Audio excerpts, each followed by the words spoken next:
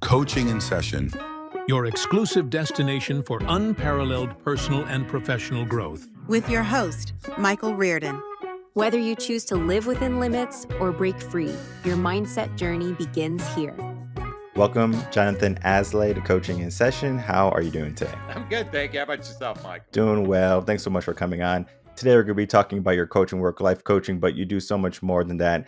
I know in the world of life coaching, which I'm also in, there's just a plethora of so many niches and focuses that you can be falling into as a person. Because when it comes to people needing help, there's going to be different ages and different variations for what a person might need. And so you do have the real world like, life experience of just helping people from different ages, but you do have a niche. And we're going to be diving into that in just a moment. But before we do that, could you tell everyone who you are, what you do, and of course, how you help them? Who am I? You know, that's the existential question I've been working on for a very long time. Who am I?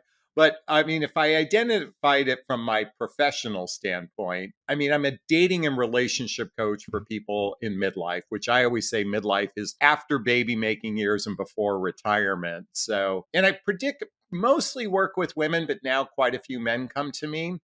What's interesting about the dating conversation and how even my business has shifted over the years is that dating and relationships trigger kind of what I believe is the number one emotional health issue. And that is, I'm not good enough, I'm not lovable, and I'm not likable. And from that vantage point, you know, that's where life coaching comes in, is that it's all centered around helping a person's self-esteem, self-confidence, self-reliance. And I even at some point wrote a book about self-love, which I think encompasses all of that.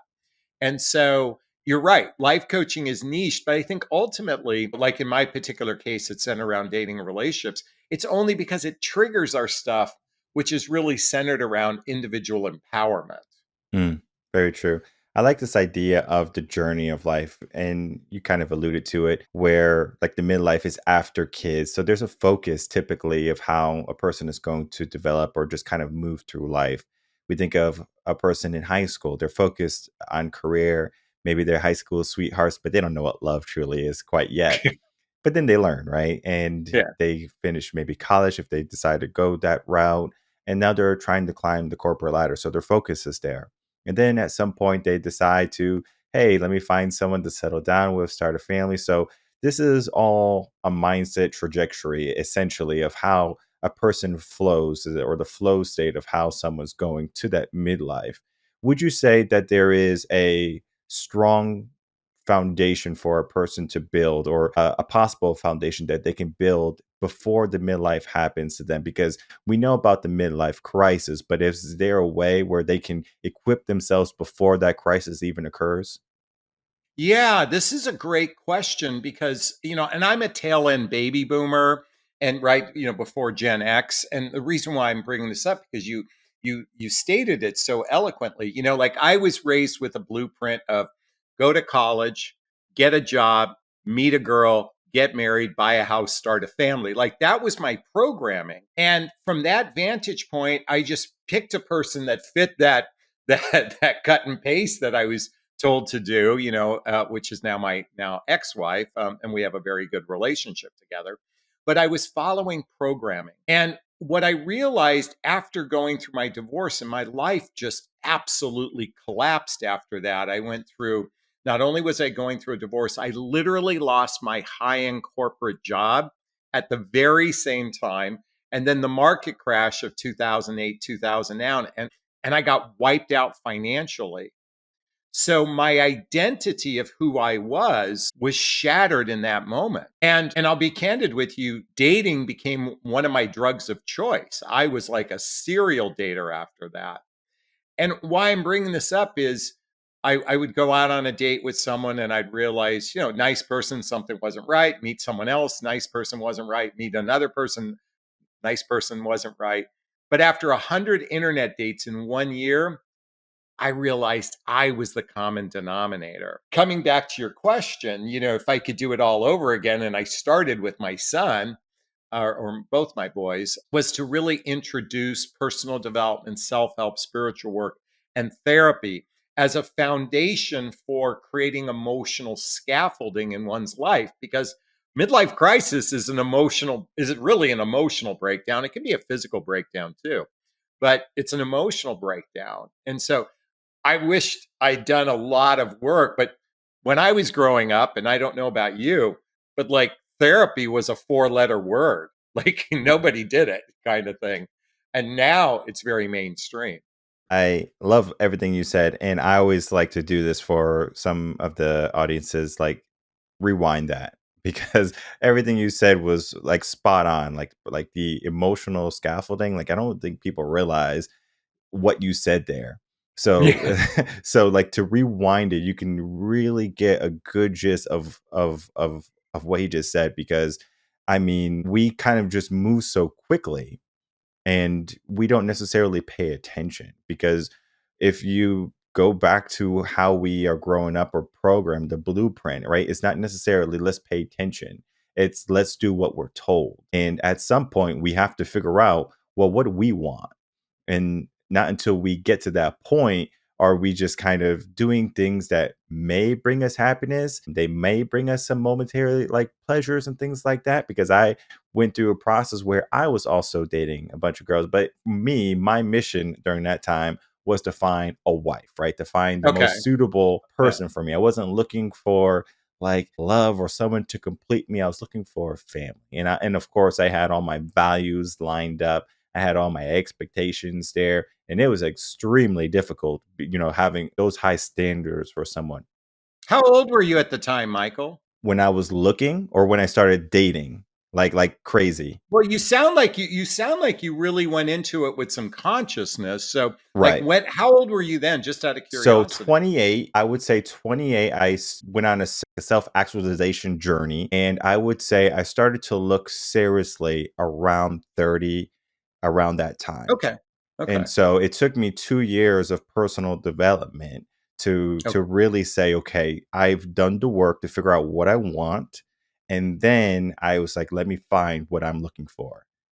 And then I gave myself a goal. I was like, "By 35, I'll find the person." And I Okay. did, right? I think I found her at 32 or something like that. Okay. Okay. So it didn't take long, but, a year or 2 or the scheme of 4 years, I guess you can say in life is a long time, right? Because, New Year's resolutions come and go and people don't even realize that it's happening. A couple pounds get Absolutely. tacked on. They're like, wait, where did this come from? It didn't come from one cheeseburger. It came from times of not focusing on your diet or focusing on your health.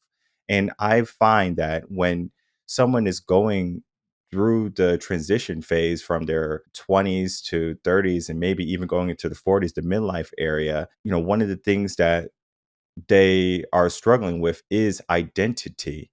And I know you said, you dealt with this identity shattering aspect where Yeah. 2008, financial crisis and things along those lines. Of course, divorce is also going to play a big role in your identity, who you are. Yeah. How do you help people understand and navigate their identity? Oh my gosh.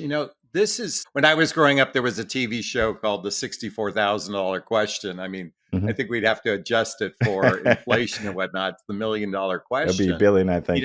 I think, but I want to say this because I really genuinely believe part of that midlife that occurs is that we start asking ourselves, who am I? Right. Why am I here? What's it all for? I mean, usually starts around 38 years old.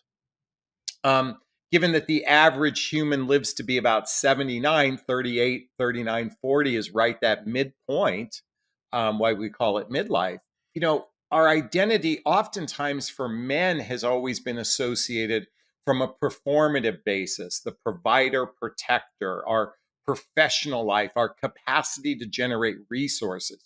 Throughout history, that's where men identified who they were from that vantage point.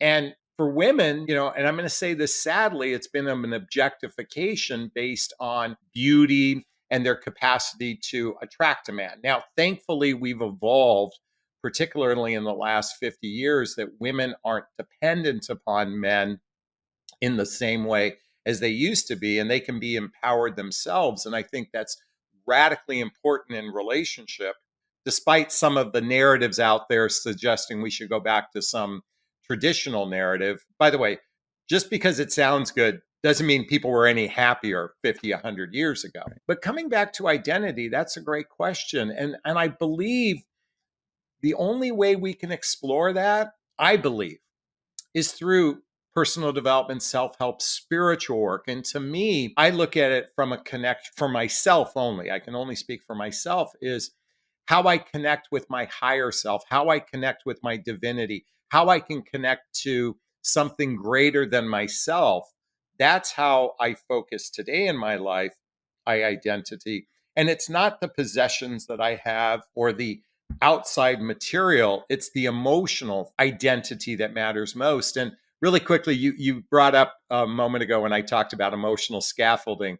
I came up with that one day in like on a video, and I went and bought the URL for that because it occurs to me that the work you did, much earlier than I did, I really didn't begin this until my mid to late 40s, Mm.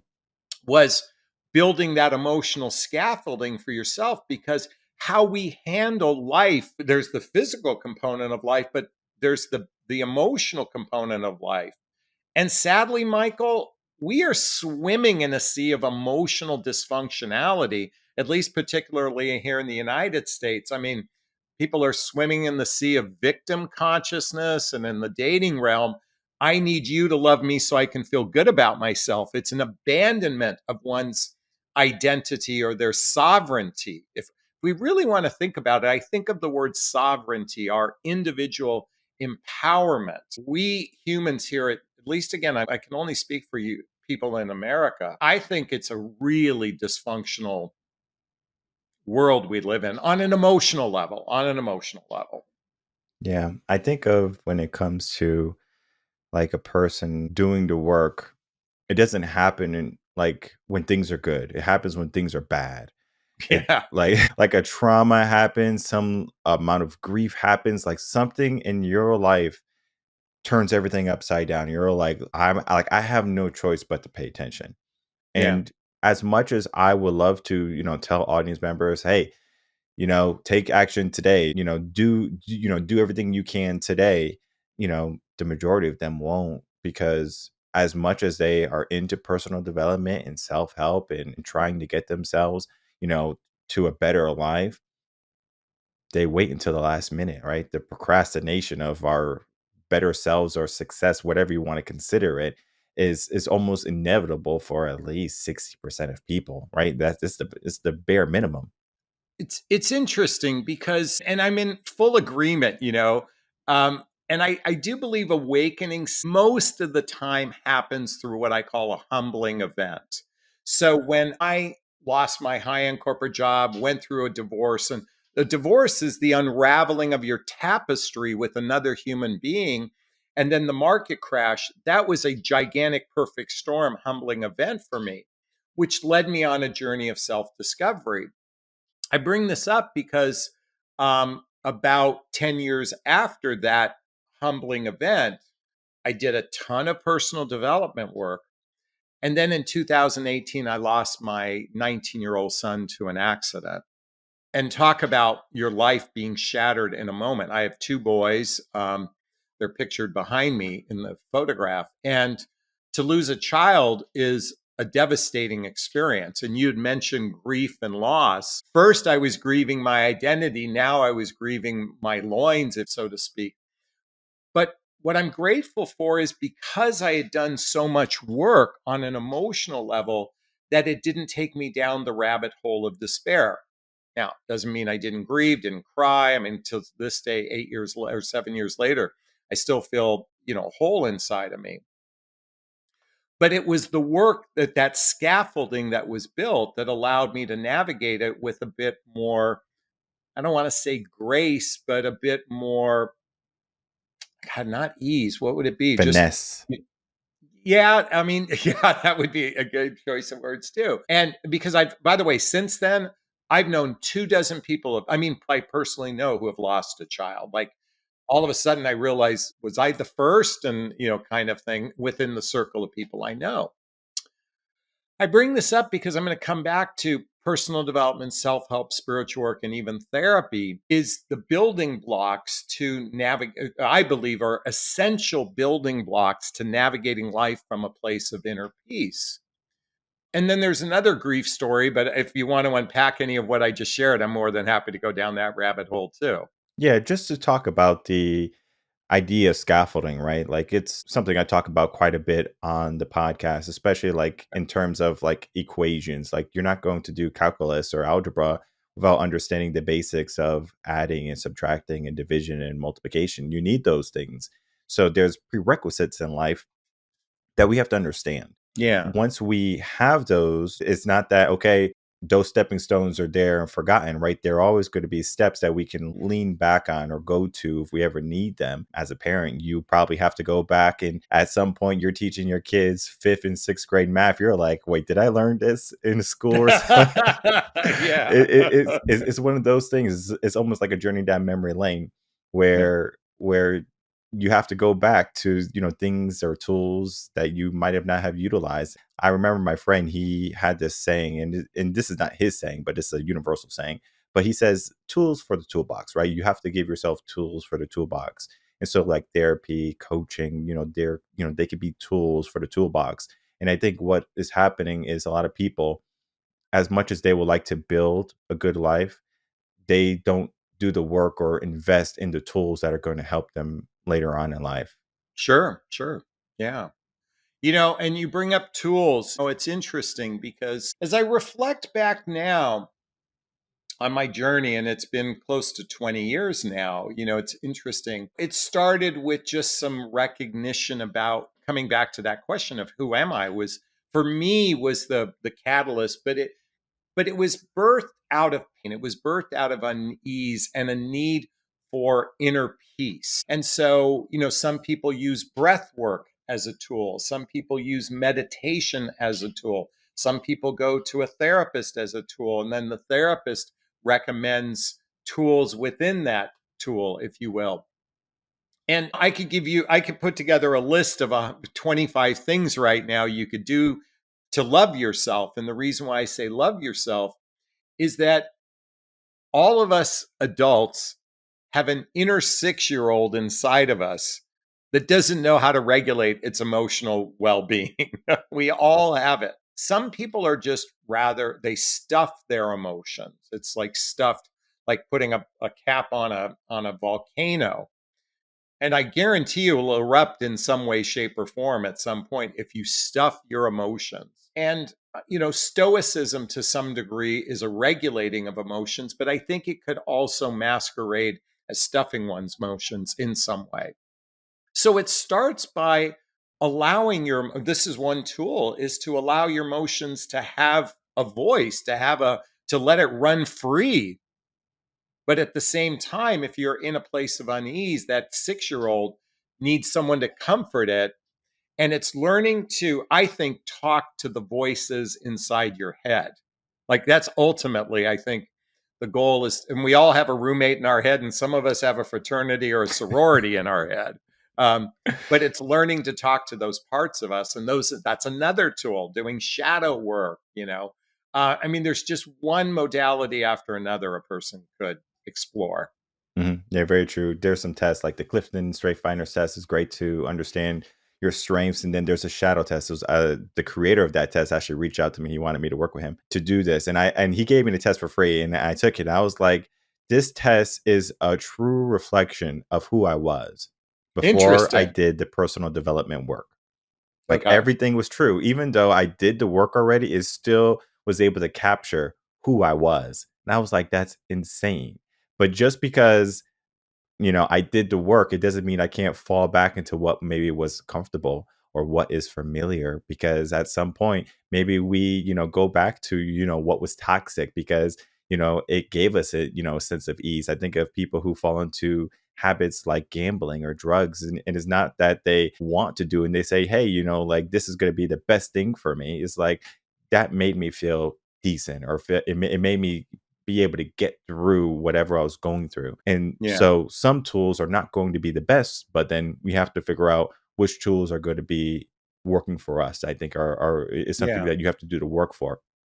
And you Yeah. talked about this idea of unpacking.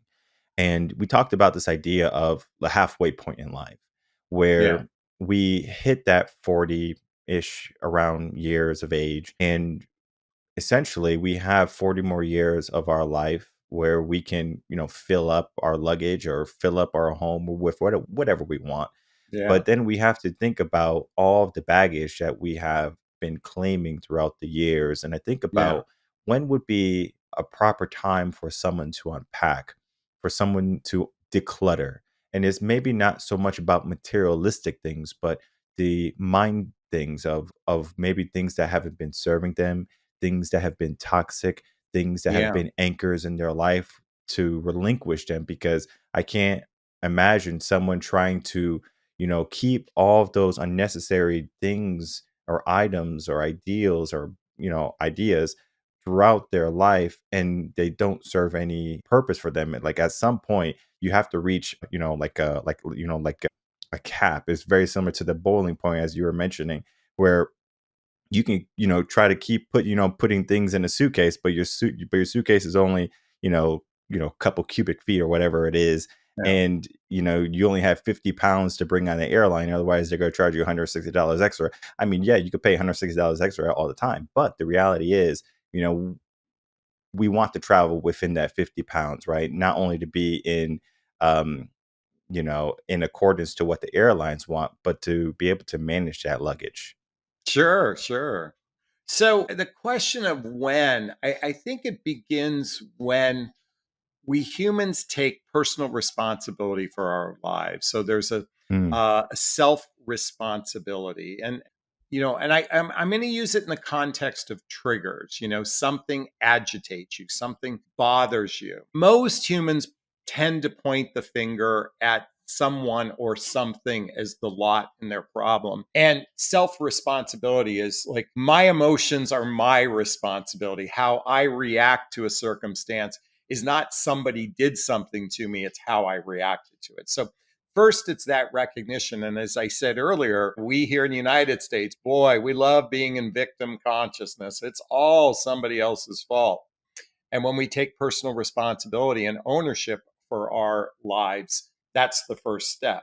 And again, we are here in the United States, we are we're very ego driven, we're very scarcity driven, we're very driven by right and wrong, you know, power, that sort of thing. It's not love consciousness. It's a superficial consciousness from my vantage point. So the next step in the rung, and actually, that's not even a fair statement. It's not next or anything. It's just another facet would be genuine self awareness. Now, in my lexicon, this is nobody else, this is just my lexicon. Self awareness is the recognition of one's fears, one's insecurities, our negative judgments of other people, how our actions affect others, our negative patterns in life, our limiting beliefs that bring us pain. And self awareness, if we want to take self awareness to the next level, it's our ability to shift to love when we're in emotional pain. So, when we talk about unpacking, first you have to go, oh, I got an ouch. Okay. I felt an emotional ouch. I'm just going to say it like you would a child. Okay. All right. Well, unpacking would be going, okay, where does this ouch come from? Well, it reminds me of something that happened in childhood. I mean, so I'm a big believer of doing inner work that starts with childhood wounds and traumas. Now, Michael, when I say the word childhood wounds and traumas, most people think, abuse, both physical and emotional, that was just heinous. Your mother just telling you no over and over and over and over again growing up is a trauma to a 6-year-old child. Whether we like it or not, telling our kids no over and over is a traumatic event. And yet, we had to learn not to touch the fire, at the stove, but that no, as an example, to a child whose mind hasn't developed, could feel negative energy from that. Now, I'm using a simple example, but it could be how a parent, you're not going to live up to your potential if you do that, or wait till your father gets home and he's going to beat you for what he did. I mean, like, those are all traumatic experiences to an infantile mind and emotions. And it affects us as adults and how we operate. And even we could have had the most loving of parents that could have unintentionally created some emotional chaos in our life. So put that childhood in a box for a moment. Now start our adult life. I mean, boy, like I said earlier, I went through a divorce. That was the unraveling of the tapestry with my life with another human being. And that's a traumatic experience. And it created judgments in my life. It created a belief system. By the way, when I lost my high-end corporate job, I thought I was worthless. My belief was I was worthless, which is far from the truth, but that's what I believed about myself. So when we unpack, it's looking at all those facets and going, how can I love myself? Well, first we unpack it to get some clarity on where the roots are, and then we find those places to love within those roots. I think it's easier said than done for most people because, when it comes to a person, really looking at themselves, I think they would rather sweep things under the rug or throw them in the closet, with their other skeletons or whatever it be. And eventually it starts to rot, it starts to smell, or the pile just gets so egregious where, if you throw one more thing in it, it's just going to topple over. And so we do have to do a better job at regulating, how we deal with the mess of what life can bring us, the traumas, Yeah. the uncertainties, whatever it be.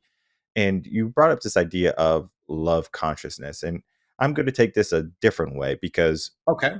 when love is, presented, right? Like, oh, I love you or whatever, you don't love me. This is all I believe when it comes to defining love, very similar to success, because what Mm, love is for someone might not be love for someone else. For example, sure. maybe love for a wife would be, I want my husband to pay all the bills, to ask how I'm doing after his long day of work or whatever, to make sure the kids are taken care of or whatever. Like, we can define what someone would define what love looks like or is for them. But when you ask a person, have you ever been loved or do you know how to love? An astounding number, which is shocking, they would say that they don't know how to love properly. And Yeah. would you say, in your work, especially around the midlife crisis, where people are starting to look at the mission of what they have in life or the vision of what they have in life, love being one of them, I'm sure, and values and legacy that they're trying to create as everything in a nice little package, love is something I'm sure will bring about much confusion.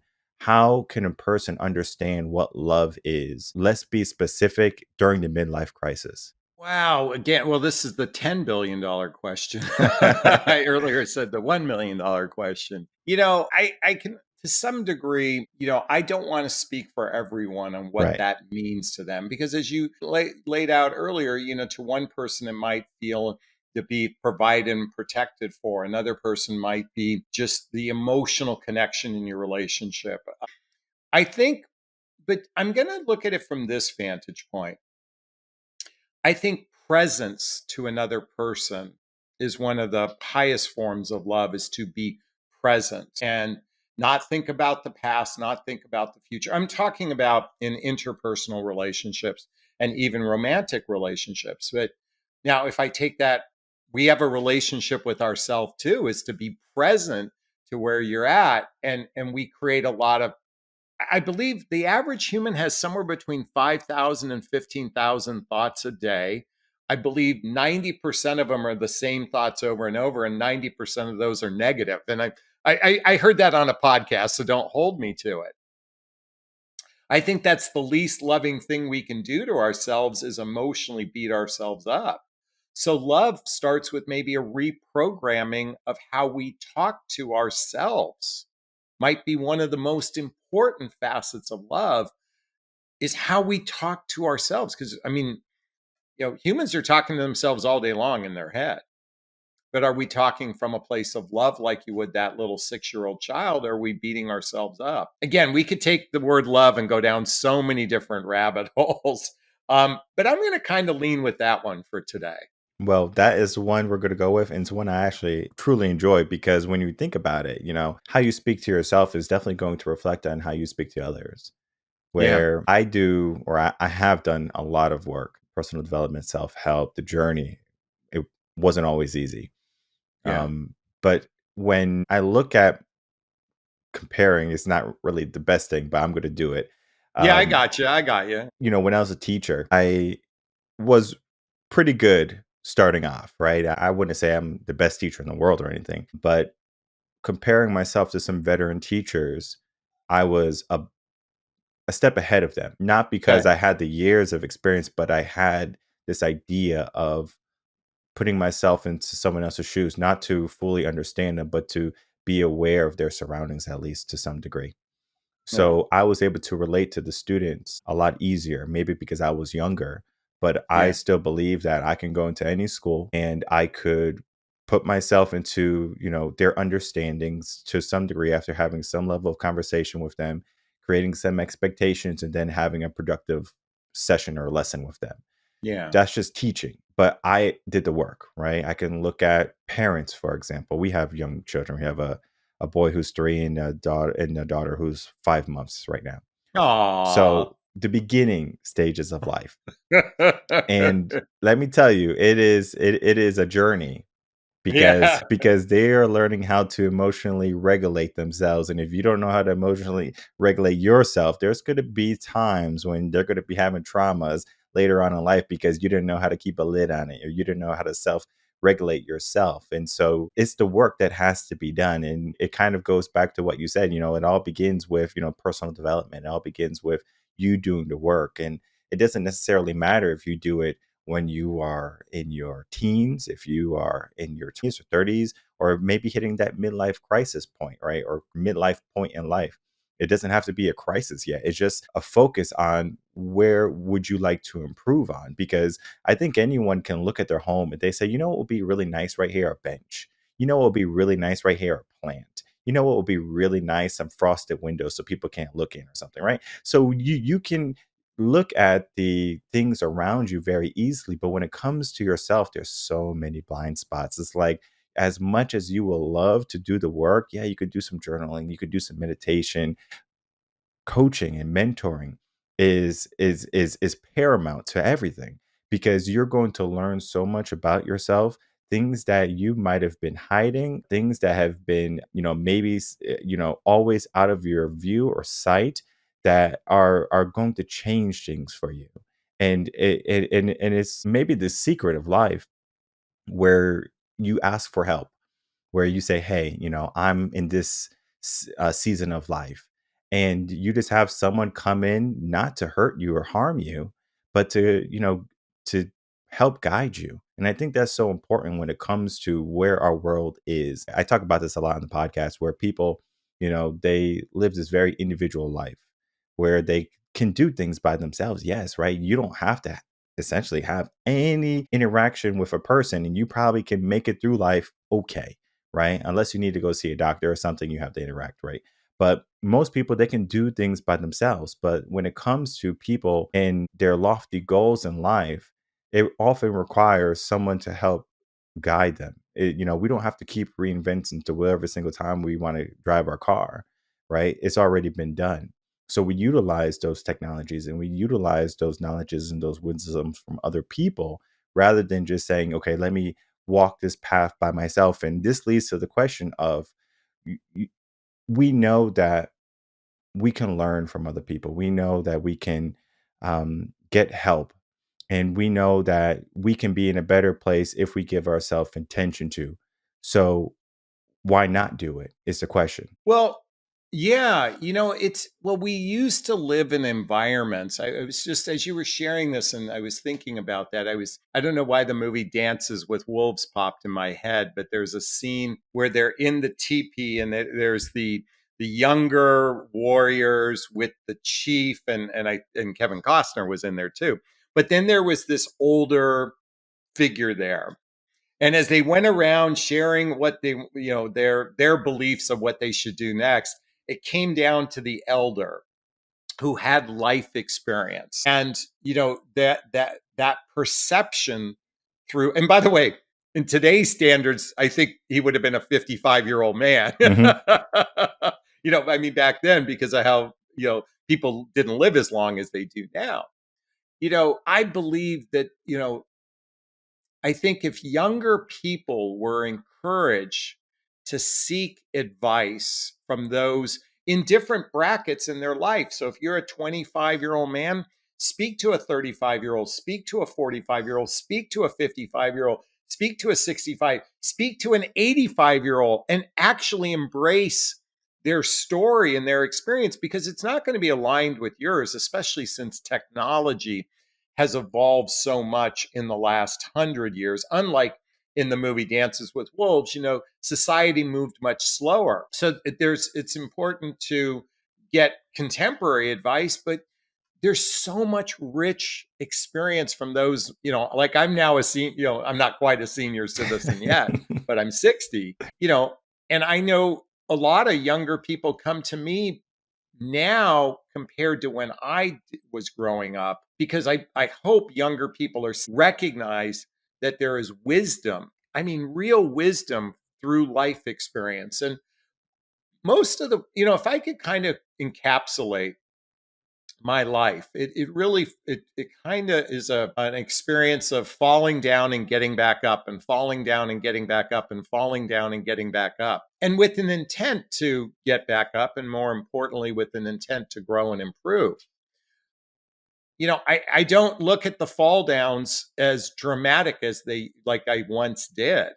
When I lost my high-end corporate job and I was in that emotional crisis, identity crisis, I used to go to bed wishing I didn't wake up, like for 6 years. It was that long of a tunnel. And, so I've recognized that part of life is falling down, and how we choose to get back up um, is a reflection of those people around us. And so seek those that can help, because there's so much wisdom out there. There's so much wisdom out there. Now, there's a lot of false prophets too that's being peddled on the internet. And there's a gazillion coaches telling you how we can change your life and just buy this program, such like that. By the way, wisdom you don't have to buy. There's so much wisdom out there you don't have to pay for. That's not to suggest an individualized approach with a coach doesn't have value. I'm talking about, it's not the next shiny thing out there that you need to buy. But there's so much that can make a difference in people's lives. And find what resonates with, I'm going to say this to everybody. Find what resonates with you and work with it for a year. And then look for something, or 6 months, however long it is, and find something else that resonates with you. Constantly be learning and growing through new modalities. And I believe that's part of building the emotional scaffolding in one's life. Very true. Beautifully said, also. And I just like this idea of brackets of life where we're looking for people, within a 10-year or greater span so we can gain some perspective. And this is where you can truly get some good strides in by getting a coach, by getting a mentor, by getting a guide, by getting someone who has done it, right? I'm a huge believer in finding someone who has walked the path that you want to walk on, because you can mitigate so many mistakes and so many shortcomings by just getting a bit of their wisdom, right? It doesn't have to be everything, but it has to be something. So as we begin to wrap up, Jonathan, I would love to first get some final words so everyone can kind of be inspired maybe once more, but they're probably inspired this whole episode. But if you want to inspire them again once more, leave them with something powerful. And then, of course, please tell everyone how they can find you, reach out to you, and begin working with you. Yeah. So I like what you shared earlier, Michael. You don't have to wait for a humbling event to make a difference in your life. And I believe, I'm going to say this, and I actually learned it from Tony Robbins. He called it the hour of power, but it's really an hour devoted to your emotional well-being. And if you don't have an hour, do a half hour. And if you don't have an half hour, do 15 minutes. For me, I have a ritual every morning. I spend the first 15 to 30 minutes in meditation, and I'm not sitting going, and clearing my mind. It's actually a guided meditation. It's a affirmation-based meditation, but it's a way to start my day with a bit of calm, but also nurturing my soul. And it's part of my, if you will, hour of power. And I believe, look, it doesn't have to be in the morning, but devote. And ideally, if you devote an hour to your personal development, self-help, spiritual practice, therapy, working on oneself, life is actually just better.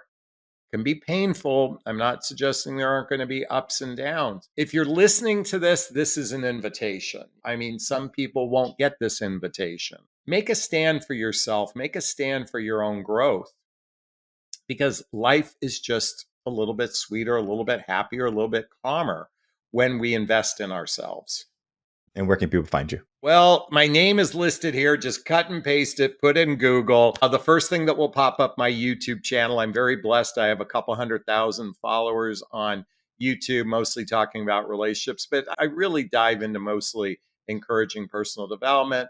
My website will pop up, and also my book called What the Heck is Self-Love Anyway, which is a journey of personal development, self-help, and spiritual work. Well, I'm going to make it even easier for everyone. They can copy and paste it, but now you only have to click a link below. Oh, well, thank Right in you. the show notes, everything is going to be there. The book, the YouTube channels, everything and more. I encourage you to reach out to Jonathon if you have any questions, maybe to ask about his morning routine a little bit more in depth. Maybe it will resonate with you, and then you can apply that into your morning routine, because it could be those small changes that really add up to everything that what life can bring. So I do want to thank you, Jonathon, for coming on, spending some time, and of course, talking about your work today. Well, thank you. You're an excellent interviewer, by the way, dude.